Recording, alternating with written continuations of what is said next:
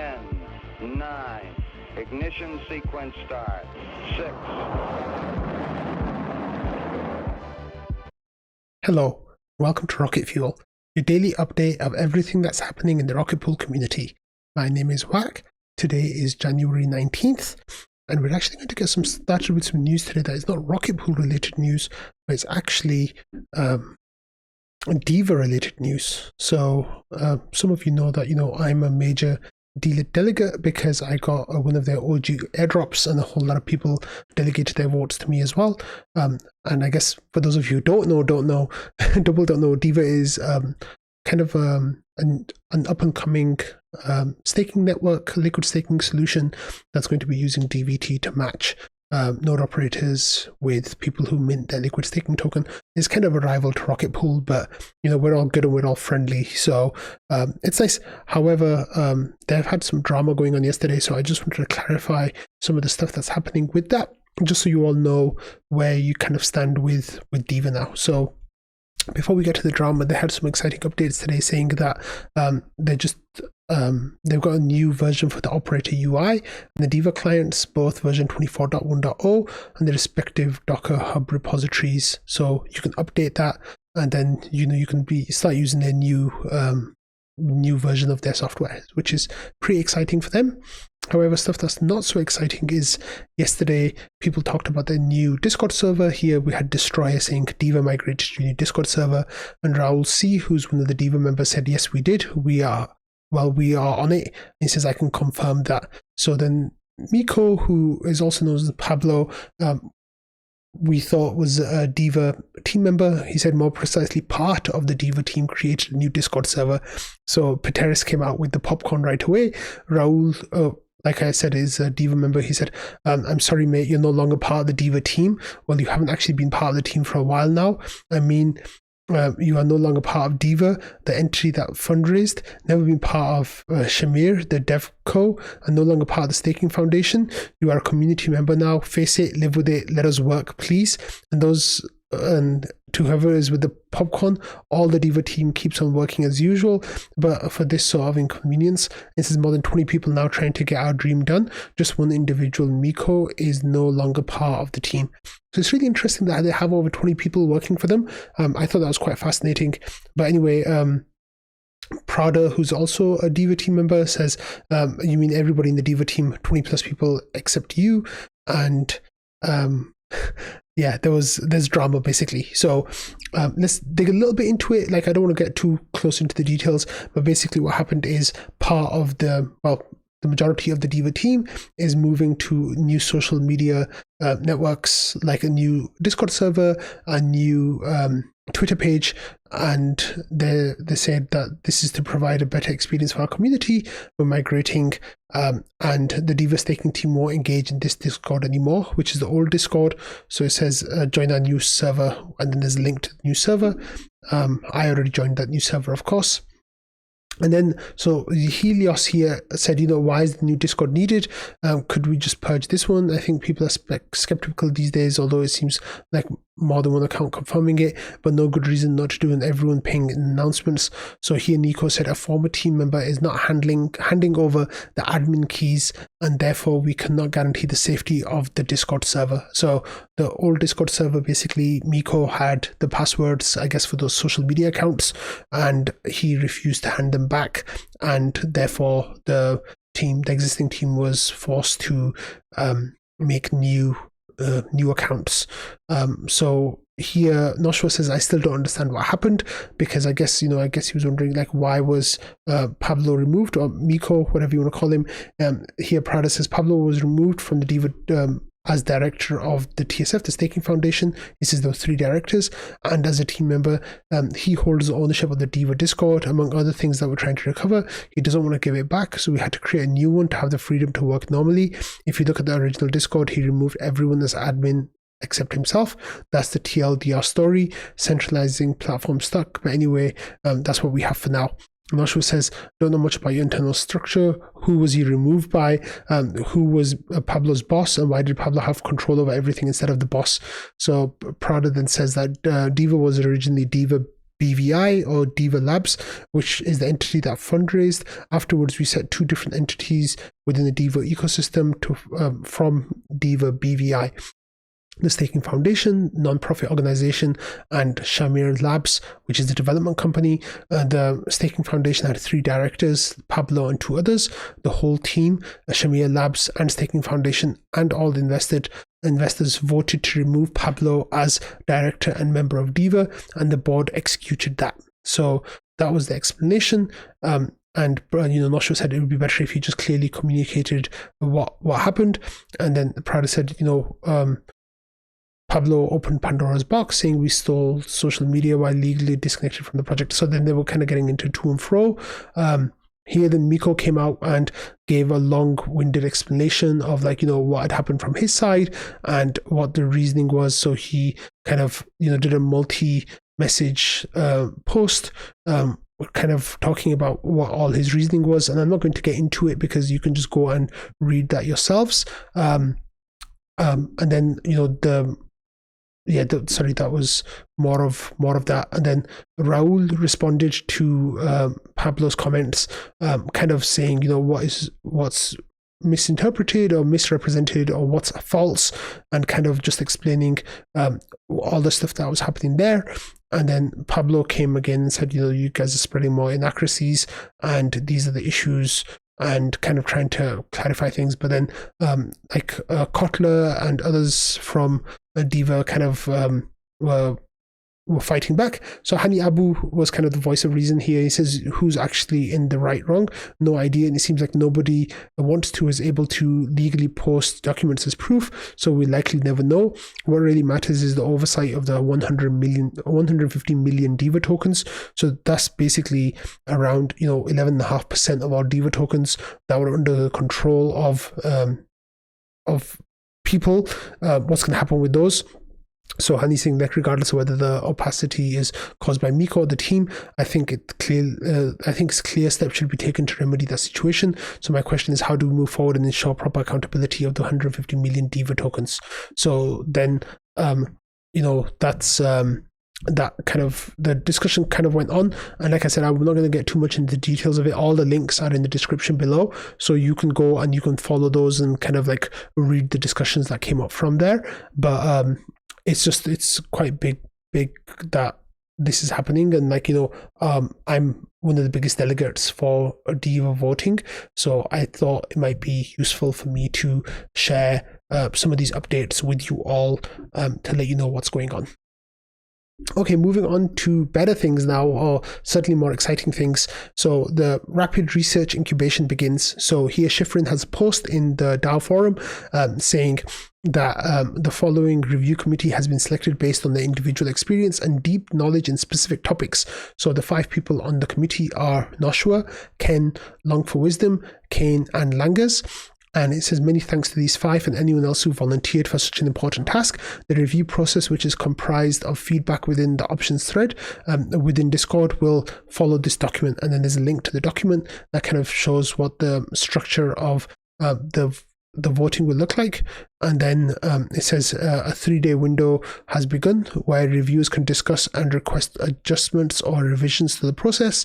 The deadline to finalize the process document and review sheets is January 22nd. Upon finalization, the contents of the process document will be posted in this thread. Reviewers are asked to use the review sheet for their scores and feedback by making a copy. And here it says reviews will be given 14 days following the finalization of the process to submit their scores, and that'll be February 5th. That'll be the final deadline at 1 a.m. UTC. And it says there will be an RSVP sent out for a 1-hour optional discussion for reviewers. Questions can be posted here, but for more of a back and forth format and speedier responses, I encourage the reviewers and the community to continue discussion within the options draft thread within the Rocket Pool Discord. And there's a link to that as well. So that was really cool. Thank you, Schifrin, for putting that together. And then next, what we had here was the like moving the discussion moving to the options thread. So Scuzzle here says, thanks for getting that going. Has there been thoughts or planning on next steps, i.e. if we have a ranking of all options put forward and people have been paid rewards, how is further research to be conducted? Do we have ideas on how to go about it? Do we need some prep? Do we need to prep some grants or bounties? I realize some next steps may be depending on rankings. Accelerating what we can is probably still worth it. And Val says, I think we've got a lot of variants and can combine them in myriad ways. Next, we need to work on converging to concrete ideas. I'd love to start talking a little bit about what people actually envisage overall, and took a first stab at this myself. So this, we're gonna have a look at that next. That's Val's perspective on what he thinks should happen next. And then he says at that point, we can see where we have general agreement, where there's strong disagreement to work through, and what concrete questions we have to spin off research. And then Val says, I don't think that needs to all be gated by rewards, etc. So let's have a look at what Val is saying here. So Val has the idea of he says Val's off-the-cuff preference, and this is for January 9th. So this is, subject to change, I'm sure, but he says that we should be following the aggressive alt curve from the bond curve MD. Then there's a document there. And then he says the new RPL value capture from direct capture MD with 35% of commission going to node operators. And then he says, at about 5 validators, which is 12.5 ETH bond, we match the expected Lido CSM return on investment. After that, our node operators surpass it, while lower numbers are a lower return on investment than Lido CSM. It's a moderate trade-off, which is about 85% as good or better, which some might opt into for ethos reasons. This is equivalent of going down from the current 10% minimum bond to a 7.6% minimum bond. And he says, I believe this is worth it in order to be competitive, even at low numbers of mini pools. And then he says, make our ETH whole in the case of outlier underperformers per Art Democrat's proposal with the following tweaks. He says, have no RPL burn. First take from monthly ETH, execution layer smoothly RPL ETH commission share, next take from monthly RPL, next take from RPL bond if any, and next take from the ETH bond. This debt counts towards kicking validators due to leakage. And then he says exit validator and leakage plus debt of more than 1 ETH. This is about enough for 6 months coverage, leakage, and debt to our ETH at 4% APY. And he works it out and says, note that we'd only need to kick one of the little LEBs for this, unlike MEV theft, which probably exits everything. So then he says universal a variable commission as well. So he says, as long as we're growing, I would suggest most likely using the UVC knob for balance. This should probably eventually look like a PID controller. An initial take on that could be driven manually to show if the deposit pool has been full for 80% of the last month, vote to increase the commission by 1%. And if the deposit pool has been empty for 95% of the last month, then vote to decrease the commission by 1%. Asymmetry on purpose, as the drag of the deposit pool is a cost. If growth slows and we're unhappy with that, we should then vote in and increase the split of commission going to node operators versus staked RPL. If we near our self-limit, we should vote an increase in the split of commission going to staked RPL. So this is an interesting idea that Val is sharing here, which is really cool. And then he says, looking at 22% of commission to node operators. And then he says indirect capture 2. This is what we said was equivalent to value capture to current 10% of borrowed ETH minimum RPL bond. It takes 21 mini pools or a 36.5 ETH bond to match the proposed Lido CSM return on investment, and a single mini pool is about 80% as profitable as Lido CSM. While this is mostly functional, I prefer skewing higher on the node operator split and going for rapid growth. If we can overachieve and get too near our self limit, we can always move some commission back to RPL. This split number would be one of many worthy points of discussion. So Val is just presenting his ideas here that he's kind of put together from different people's suggestions and his own. And what's really interesting here is that he, this will change, but I think he's kind of showing what a starting point of putting the different different submissions together, what it might look like as a cohesive tokenomics plan. So I really like that. That's really cool. So I was really encouraged by all of these discussions that were happening. So I made a post and put it on Reddit's ETH Finance, because I give them updates of what's happening with Rocket Pool every few weeks, with these big things that are happening. So I said, I'm here with a new Rocket Pool update. A few weeks ago, I mentioned the process for new tokenomics had started.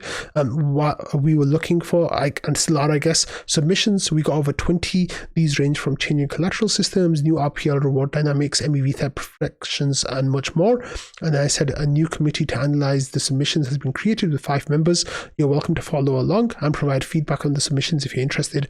And there are 3 community members and 2 team members. They will inspect every submission, rank them, and make suggestions. This process is expected to take place over the next few weeks.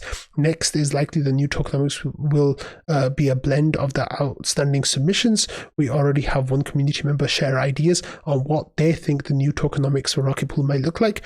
This is still very early though, and there are going to be many changes and suggestions in the coming weeks.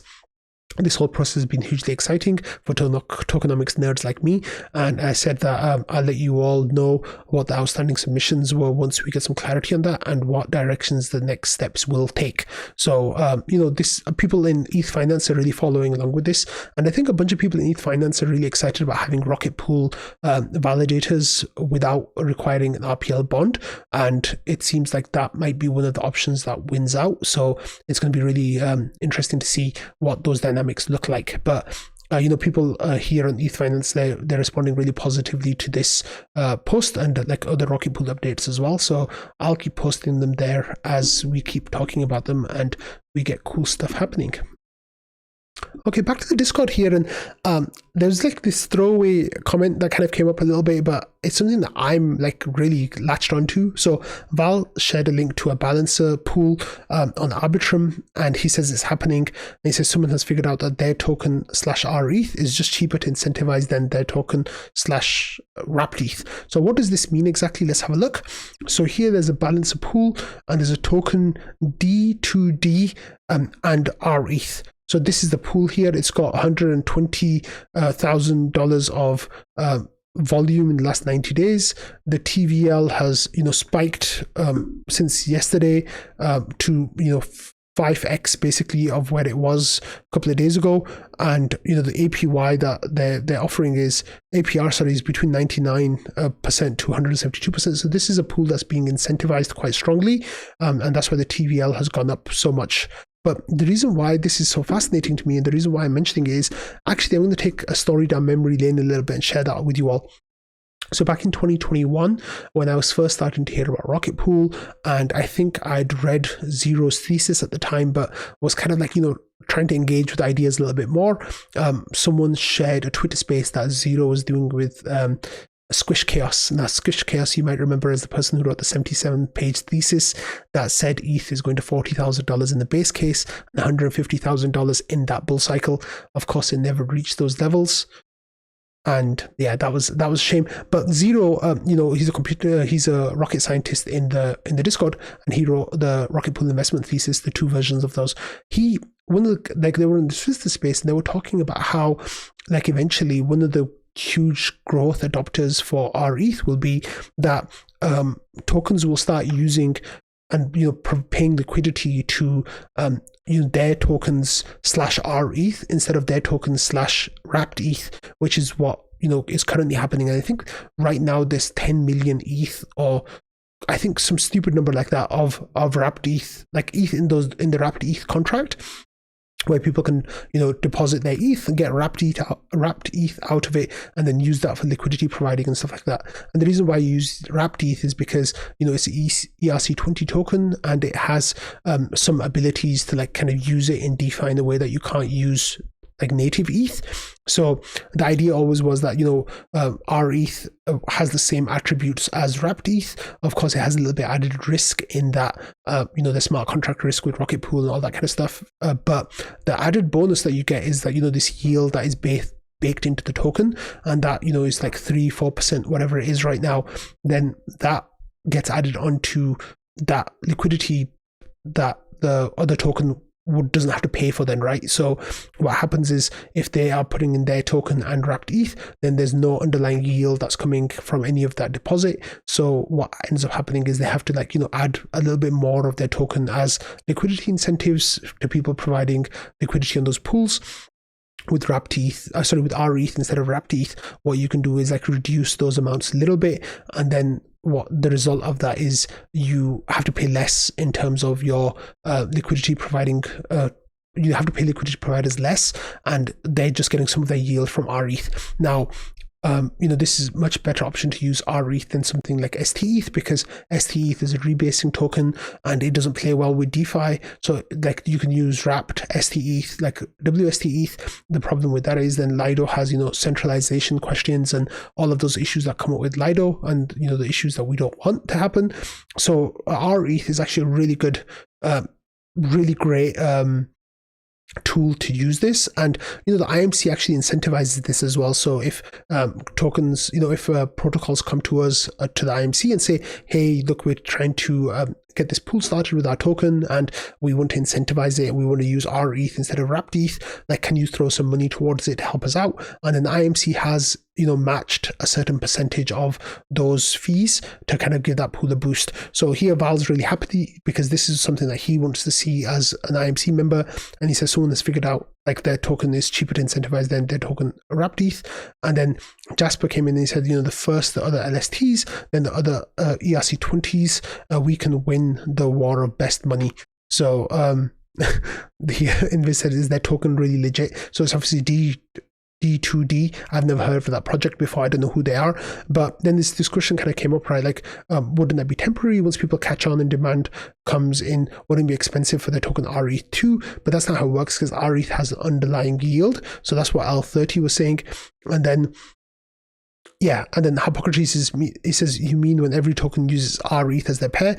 And that's the idea, is that we want. But here Hippocrates then was sharing some information from Masari saying, he says, I might be wrong, but I think the point is that the LPs make more money because they get rETH rewards, so they need less incentives. If it's widely done, I guess the people holding naked ETH will lose by getting slightly diluted. That's just because of the staking rewards that will be going to rETH holders or whatever the tokens get used in these kind of pairs. And then the Masari here said that the proposal aims to establish a 2% capped gauge for 80% D2D and 20% rETH pool in the Arbitrum network. A strategic move by Prime DAO in collaboration with Protofire for VE Launchpad to transition a significant portion of liquidity from the USDC-based tokens to the rETH pool.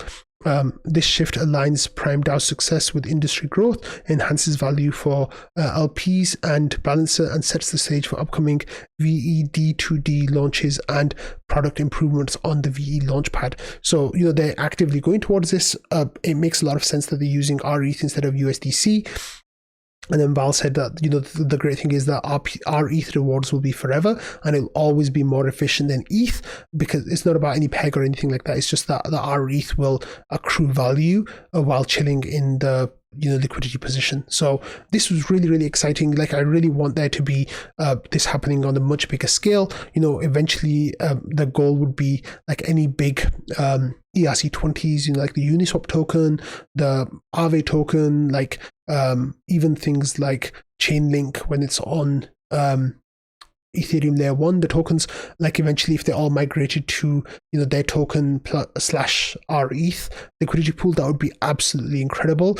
And I think that's one of the ways that we get to 22% of stake share, is by a whole lot of these kind of protocols and groups realizing that by providing liquidity to a pool that has rETH in it is much better for everyone involved. That would be amazing. So yeah, I really wanted to highlight that, because I think that that's the kind of thing that's going to happen more and more over the coming months and years, hopefully. Okay, next we're going to be talking about the team's information on the website. So Sneaky here says, did the team page get removed from the website when it got overhauled and relaunched? And Dr. Dufa said, yes, unfortunately. He says, I think they're going for the team doesn't own this vibe. And then there was a yes here from Maverick, which yeah, Maverick likes the responding emojis. And then Sneaky says, that's an interesting decision. Dr. Doofus says, I prefer they kept it that way. And Sneaky says, that makes sense, but there's still a core team. And I think having them publicly identified adds a lot of credibility. And then Dr. Doofus said he agrees with that as well. But then this is a discussion that's actually been coming up quite a lot recently. Like here, there's this person, you says, bro, I've got a question. How many members are currently on the Rocket Pool team? And even Pateris got the answer wrong. He's at 7.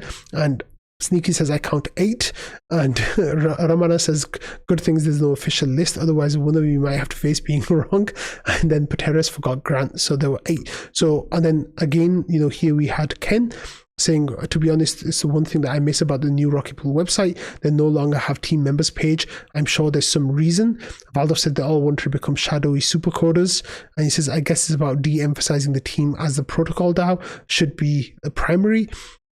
And Ken says, maybe once things settle down, it'll be interesting to know some of the team's thoughts, but you have the gist of what I'm thinking the reasons were. And then Noshua had an interesting point here. He says, as long as they have the role they have now, there absolutely should be a team page on the website. As is, not giving information about the team just looks bad, like a protocol with an anonymous team. And Invis says, I agree with Noshua. And Valdorf here had an interesting point as well. He says, I support the team page or perhaps an important parties page. I think this is a good compromise where you can talk about the different stakeholders in the Rocket Pool protocol. So there can be a section describing like the PDAO, and then a section describing the ODAO and what they do and what their responsibilities are. And then finally a section describing the team. And with the team, like it could just be like, developers or something. It doesn't have to be like, official team. And Val says that could allow the PDAO emphasis while having them show up, small descriptions and links out to authority/powers things for the full details. And then Invis, of course, being Invis, says here's a short proof of concept. Maybe the team can use it as a base. And then there's a screenshot of the old our team page from the website. So yeah, Invis just being Invis. And Noshua replied by saying it's a bit too orange. So yeah, there's like layers of in-jokes here. Ramana again was joking. He says, is there a way to see who has a specific role on Discord? So I think what he wants to do is like, filter out the Discord members by the role, so you only see the specific people with that role. He said, I'm trying to figure out who's on the Rocket Pool team. There's nothing on the website. So when you're on the Discord and you click on like people who are online, right, the first thing you see is like official team, like it says official group is like Rocket Pool, and then you have Fornax, Joe, Kane, Langas, for example. And one of the things that I found interesting was over here, like this discussion kind of came out of this where we were talking about like who the team members are. So Noshua says the 8 people that are actually on the team plus that ex-maker guy. Says, so yeah, basically this idea, there was a person and they pop up on the team as an orange color sometimes, but nobody really knows who they are. And then recently, like that, they said, wasn't there some Simon person who was orange and online recently, or I'm mistaken? And then Noshua says there's someone with the role that has, the team role, but isn't on the team online sometimes. So, because I thought that person might be like the new junior developer that was supposedly hired in January. So here, Simon basically is the person who was the ESKP before, who changed their name to Simon on Discord. And then Noshua was kind of like there's always been an enigma about who this person was, and then Val made a like a screenshot of the search results of people asking who is ESKP, and is that Jake? Is that not Jake? Jake was the person who worked on the Smart Node stack before Joe was hired, and then there was a whole bunch of like ESKP stuff going on. And they said literally no one knows. It's kind of amazing. But Noshua, of course, was like, kind of hinting at who the person was. And then they're replying to Val. He says, unless you listen to Joe. And then he shared this link to where Dave said that Simon/ESKP, he works for Maker and he's been involved on and off with Rocket Pool for a few years now doing DevOps. He mostly just helps out when we have some DevOps questions, much more active a year or so ago. So this was in 2020. But Maker is a beast, which takes up most of his time. So that's how Dave described who Simon/ESKP is. So Noshua, of course, like being no fun. So Val said, Noshi, you're being no fun again. And then Halila said, no one knows who that person is. So yeah, I think the identity of Simon/ESKP shall forever be unknown, just as the identity of the Rocket Pool intern is on the Twitter account. Okay.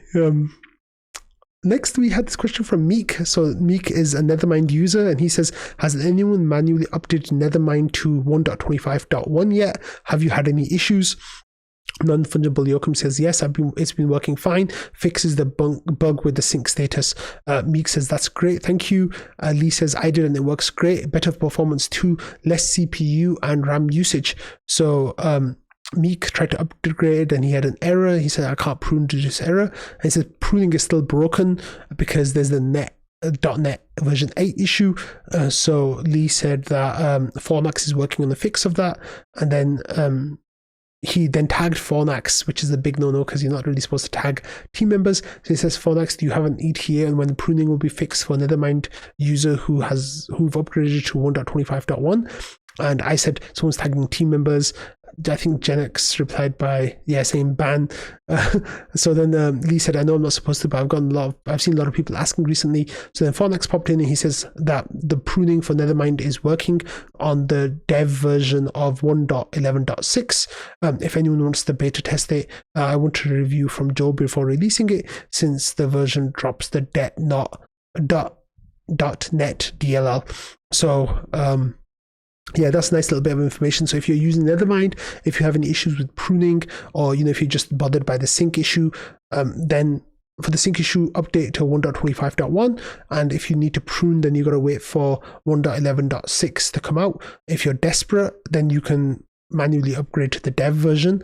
But of course, remember that might have other bugs in it that haven't been tested out yet.